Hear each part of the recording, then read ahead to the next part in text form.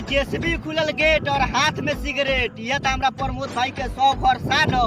अरे जेसीबी खुलल गेट और हाथ में सिगरेट, यह तो हमारा प्रमोद भाई के शौक और शान हो। बबुआ जे उड़द चिड़ै के गोली मार दे बुझिया असली हमरा प्रमोद भाई के पहचान है, बुझाई।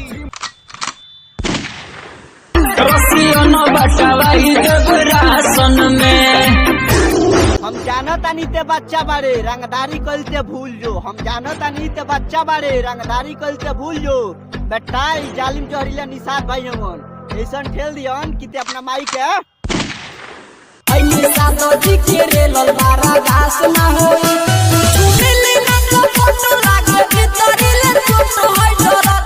अरे दिल तोड़ के जाता रे तो हमनी के कौनो गम नहीं खे। अरे दिल तोड़ के जाता रे तो एजा कौनो गम नहीं खे।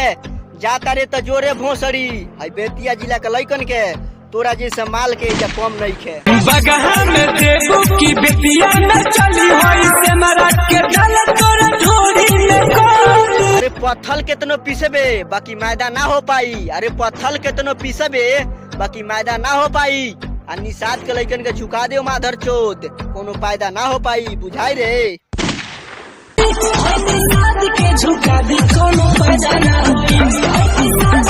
अरे कौनो जिला में रंगदार नहीं खे, रंगदारी के नाम एजा लिखाइल बा। अरे कौनो जिला में रंगदार नहीं खे, रंगदारी के नाम एजा लिखाइल बा। सुधर जा लगी ने बेटा, कैसे बेतिया जिला के लइका फेन दोबारा तनी के रेला खाती आइल बा, बुझाई।